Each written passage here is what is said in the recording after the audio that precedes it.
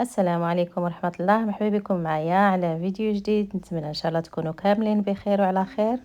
رمضان ان شاء الله على الابواب، الله يدخلوا علينا بالصحة والرزق والبركة ان شاء الله. نتمنى تكونوا كاملين بخير وعلى خير. جيت نشارك معكم الوصفة ديال البطبوط. غنحضروا ان شاء الله البطبوط صغير والحشوة كذلك، الحشوة ديال الدجاج ديال الدجاج. وكاينين لي صوص اللي درنا في البطبوط ان شاء الله، الساندويتش ديال البطبوط كيتسمى. المهم هنا عندي صدر ديال الدجاج، غسلته مزيان بالحامض الحامض والملحه. المهم قطعته طريفات صغار، خليته تينشف. غادي نحتاج هنايا الزبادي، اليوغورت. من الاحسن يكون الزبادي اليوناني او لا غريشيشه يوغورت. البنات اللي هنايا في المانيا راكم عارفين. غادي نحتاج الحليب. هنا عندي معلقه صغيره ديال الثومه بودره، عندي معلقه صغيره ديال الملحه، عندي البودره ديال البصل معلقه صغيره كذلك. غادي نحتاج لهاد الصلصه هذه تلقاوها في نيتو الا بغيتو ديروا لها السكرين. غادي نحتاج الفلفل الاسود، واحد 4 معلقه. وهنا عندي تحميره اللي هي الفلفل الاحمر، معلقه صغيره كذلك. غادي ندير ديك الحليب. مكونات مضبوطه ان شاء الله نكتبهم تحت الفيديو. وغادي ندير يوغورت كما قلت لكم البنات، الا ما كانش هذا ديروا يوغورت العادي، ولكن من الاحسن انا كنفضل هاد غريشيشه يوغورت اللي هو الزبادي اليوناني.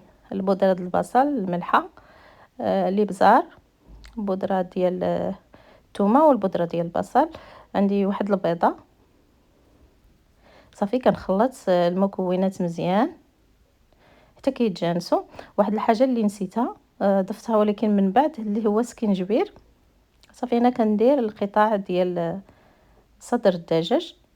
خديت انا حبه ديال صدر الدجاج وضفت سكينجبير واحد المعلقه ضروري مع الدجاج، كيواتي بزاف الدجاج. صافي خلطت مزيان صدر ديال الدجاج في ديك الشرموله وغطيته وخليته جانبا. غادي نوجدوا العجينه ديال البطبوط. درت السكر والخماره، معلقه كبيره ديال السكر، واحد 11 غرام ديال الخماره الفوريه. يعني درت ساشيه ونص من هذوك الساشيات اللي كيكون فيهم 7 غرام. ضفت الفرص وضفت السميده رقيقه او الفينو، الملحه، وواحد المعلقه ونص ديال زيت الزيتون. ممكن ديروا غير معلقه كبيره. المعلقه ديال الزيت كترطب لينا البطبوط كيبقى رطب. صافي وكنجمع العجينه، كنضيف الباقي ديال الماء. كنشوف واش خاصني تقريبا المجموع 450 مليلتر. المهم مكونات مضبوطين ان شاء الله غادي تلقاوهم تحت الفيديو. بالنسبه للعجينه من بعد ما جمعتها دلكتها مزيان بيديه فوق طاوله العمل فوق البوطاجين. كنبقى كندلك حتى كنحس بها كدير الفقاعات، كطرطق العجينه وكترجع رطبه. صافي كنديرها في وعاء دهنته غير بشويه الزيت، غير ديك الزيت اللي تبقات ليا في ديك الزليفه الصغيره. وغطيته وخليته حتى ضعف الحجم ديالو حتى خمر. يقدر ياخذ معكم 45 دقيقه حتى لساعه على حسب الجو. من بعد ما خمر كنقطعوه هكا كويرات صغيورين، كنشكلهم كويرات. الحجم ديالهم كيكون صغيور، يقدر يكون صغير على البيضه. المهم على حسب بغيتوهم يجيكم صغيورين. هو البطبوط كيما شحال ما كان صغير شحال ما كيجي حلو وكيشهي. المهم درتهم صغيورين كما لاحظتوا. ممكن تشكلوهم هكا في يديكم، انا تجيني هاد الطريقه سهله.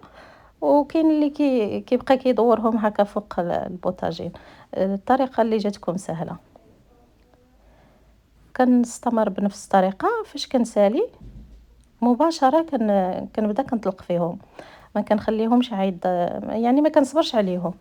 هنا درتهم في واحد الطبسيه اللي فيه السميده رقيقه، وكنحاول كنغطسهم في ديك السميده باش منين نجي نطلقهم ما نحتاجش عاد نرش السميده، كينقص علينا حتى داك راكم عارفين ديال السميده. ممكن ديروهم في الدقيق الا بغيتو، ديروا الدقيق الابيض. انا كيعجبوني هكا بالسميده. او ممكن وكان ما كي يعني ما كيجيش بزاف، ما كنكثرش فيهم السميده باش فاش كنجيو نطيبو ما تبقاش ديك السميده كتحرق لينا في المقله. صافي كنطلقهم واحد شويه، ما يكونوش غلاضين بزاف ما يكونوش رقاق. كنحطهم في واحد لاطه اللي فرشتها بالورق ديال الطبخ، كنغطيهم غير واحد 4 دقائق، يعني غير واحد شويه. اصلا هما راهم خمروا في المره الاولى. الا خمروا بزاف عاوتاني كيطرطقوا، كيديروا فقاعات كيطرطقوا وما كيتنفخوش لينا. المقله سخنتها مزيان، كنسخنها في الاول مزيان، ومن بعد كندير الحراره كتكون متوسطه، وصافي كنبقى كنقلب فيهم غير كيشدوا شويه راسهم كنقلبهم. كندهن بشويه ديال الزيت النباتيه باش كيجينا اللون محمر، كيجيو حلوين هكا محمرين. والا بقيتو كتقلبوا فيهم دغيا دغيا ما يعني كيجي اللون ديالهم تقريبا موحد، كيجيو بحال بحال. وكما كتلاحظوا راهم كيتنفخوا، غير اللي كتكون شي وحده اللي كتكون خمرات بزاف الا عطلنا عليها كتقب ديك، كدير فقاعات وديك الفقاعات كيتقبوا وكيخرج الهواء وصافي ما كيتنفخوش لينا. صافي حيت هادو كما لاحظتوا، وكندير كندير 4 يعني في المقله، حيت على حسب الحجم كما قلت لكم، حسب الحجم ديال المقله. هنايا كنبقى كنقلب فيهم بهذه الطريقه. كما لاحظتوا هذه كانت تقبات، ومنين سديت لها ديك البلاصه بالموس تنفخات. يعني الا قستوها حتى بالمعلقه هكا تقست شويه تقبات صافي ما كتنفخش. المهم كيجيو خفافين ولذاذ ولا اروع. هنا بالنسبه للدجاج ان شاء الله غادي نحتاج الدقيق الفرص، وغادي نحتاج للنشا، شويه ديال الابزار، شويه الثومه غبره، وشويه د الملحه.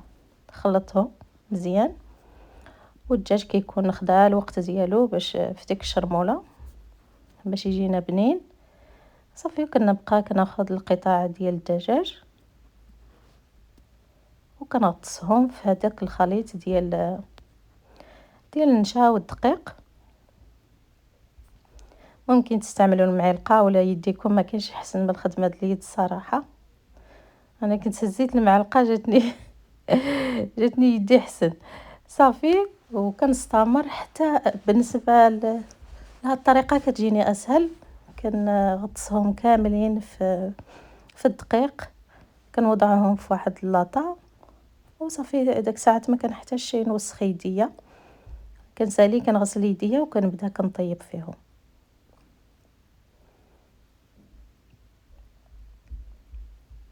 هنايا عندي المقله درت فيها الزيت، خليته تسخن مزيان، وكنوضع القطع ديال الدجاج.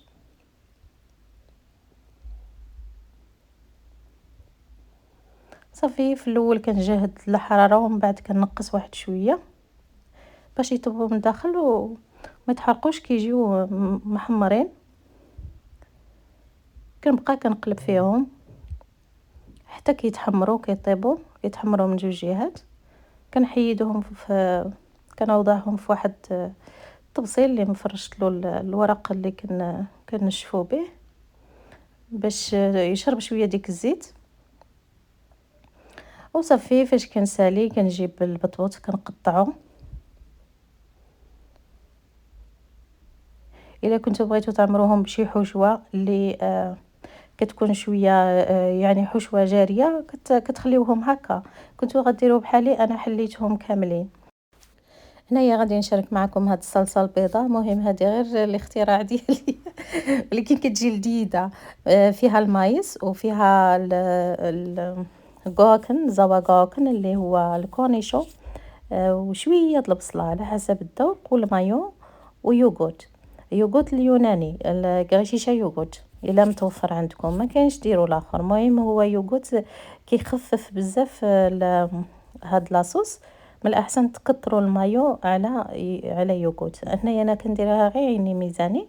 درت وحده من الزبادي اليوناني مع شويه د المايو، درت شويه د البصله، شويه د المايس، والكورنيشو ضروري تكثروا واحد شويه، هو اللي كيعطينا المذاق لديك لاصوص. انا عندي هاد الصلصه هذه غادي تلقاوها دابا حاليا راها كاينه عند نيتو، كتكون حلوه وحاره وحلوه ومالحه.